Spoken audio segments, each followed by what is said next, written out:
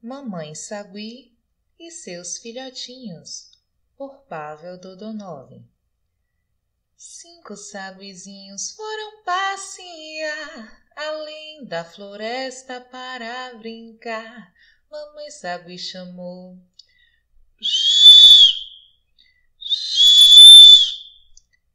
E 5 saguizinhos voltaram de lá. Sim, todos os saguizinhos voltaram, deixando Mamãe Sagui e Papai Sagui tão felizes. Mas não é sempre que todos voltam. A vida dos saguis é repleta de riscos. Alguns riscos são naturais e outros foram criados por nós, seres humanos. Mamãe Sagui conhecia bem esses riscos. Agora, em meio ao seu grupo familiar, ela se sentia segura e tranquila, mas às vezes ela se lembrava do seu primeiro filhotinho, o mais jovem da ninhada, que havia sido tirado dela 2 anos atrás. Fora em uma manhã ensolarada que Mamãe Sagui, Papai Sagui e seus filhotinhos decidiram se afastar um pouco da floresta em que viviam. Eles estavam procurando frutinhas para comer. E imaginem a sua alegria ao verem bananas, muitas bananas e outras frutas também, esperando por eles sobre uma plataforma de madeira. Mamãe Sagui e sua família foram se aproximando, sempre olhando para os lados para não serem pegos de surpresa por nenhum predador. Sem perceber qualquer risco aparente, eles já estavam subindo na plataforma quando de repente Mamãe Sagui viu, com o canto do olho, um movimento estranho. Sem hesitar, Mamãe Sagui deu um assovio e pulou para longe. Papai Sagui e seus filhotinhos seguiram, mas um se desequilibrou e caiu ao chão. Quando Mamãe Sagui olhou para trás, ela só viu 2 humanos colocando seu filhotinho em uma gaiola. O filhotinho gritava e se debatia, e por mais que Mamãe Sagui o chamou, o filhotinho não conseguiu voltar para ela. Mamãe Sagui ficou muito triste com a perda do seu filhotinho. Ela não tinha como saber que, ao contrário de muitos outros, o filhotinho dela foi depois encontrado e resgatado por outros humanos.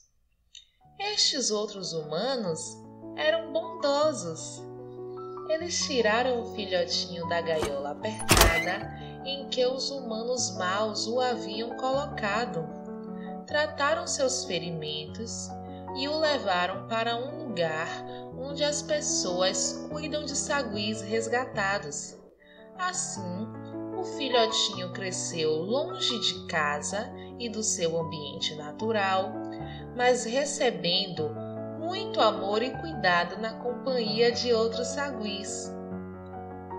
Mesmo não podendo voltar à natureza e sem poder viver plenamente sua vida de sagui, ele teve uma vida relativamente feliz.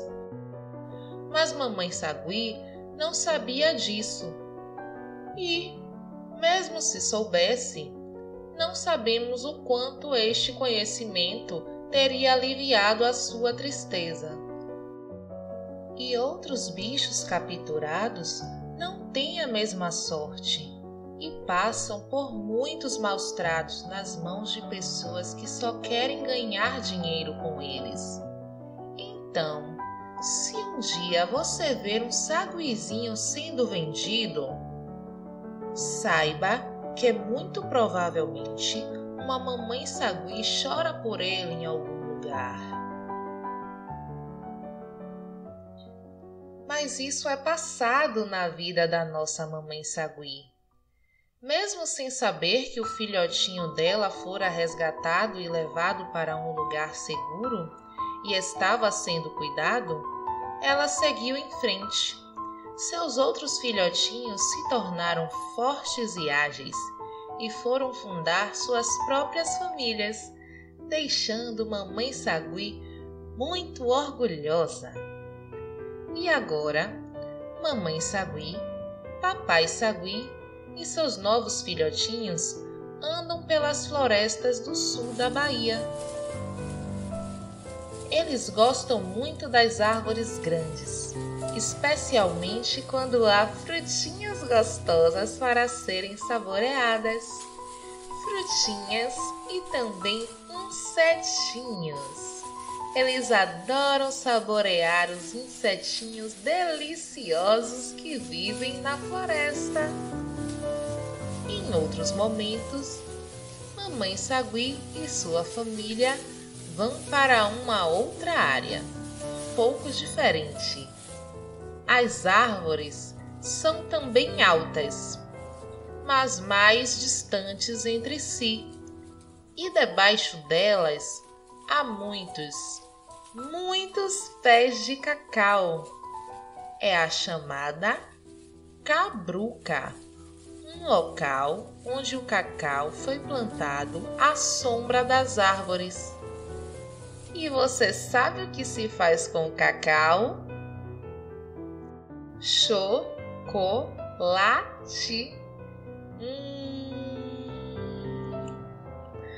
Mas mamãe sagui não ia lá atrás de cacau para fazer chocolate, e sim atrás de frutas, insetinhos e às vezes um cantinho para dormir.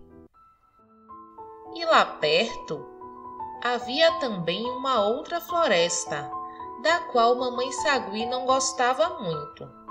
Só ia quando precisava se deslocar de um lugar para o outro.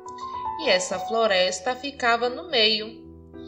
Era uma floresta de árvores todas iguais, sem graça e quase sem comidinha para ela e sua família. Humanos extraíam dessas árvores uma seiva. Ela não sabia, mas era dessa seiva que humanos faziam borracha para os pneus dos seus carros e caminhões. E sim, haviam muitos humanos nessa floresta em que mamãe sagui e seus filhotinhos viviam. Mas eram humanos bons, que iam aos seus afazeres sem atrapalhar a vida de mamãe sagui. Quando eles se encontravam, os humanos olhavam para ela e ela para eles, e depois cada um ia seguir o seu caminho. Bom, exceto por uma humana que ficava seguindo mamãe sagui e fazendo anotações sobre ela. No começo, mamãe sagui achou estranho, mas logo se acostumou e talvez até gostasse de receber essa atenção toda. O assovio do seu filhotinho chamou a atenção de mamãe sagui, a trazendo de volta das suas lembranças e para o momento presente. Como era bom estar ali, em uma tarde quentinha, com seu grupo familiar ao seu redor. De fato, ela estava se sentindo segura e tranquila. Com um assovio, ela seguiu, pulando de galho em galho, atrás de insetinhos, frutinhas e um lugarzinho quentinho e seguro para dormir. Logo o sol iria se pôr e, como disse o poeta, de noite os saguis gostam de dormir juntinhos em um lugar tranquilo. Saltando ali, saltando aqui, de um galho para o outro, um lindo sagui, e outro, nas copas saltando, insetos e frutas ali procurando, enquanto a luz e depois ao luar, juntinhos nos ocos, vão descansar. Gostou dessa história? E o que acha de ouvir um cientista falando um pouquinho mais sobre? Confere só! Oi, gente, meu nome é Luane, eu sou bióloga e vim contar para vocês um pouquinho sobre a minha pesquisa com saguis. Durante o mestrado, eu acompanhei 2 grupos de sagui na paisagem do sul da Bahia para ver como eles se comportavam e como era o dia a dia desses animais numa paisagem heterogênea, que tinha mata, seringueiras, onde se extrai o látex para fazer borracha, e também cacau. Esses saguis, que nós também chamamos de micos, eles são muito bonitinhos. Eles vivem em grupos de 5 a 11 animais. Essa espécie que eu acompanhava, que é chamada de mico-estrela. E eles normalmente dormiam em ocos, árvores, bromélias.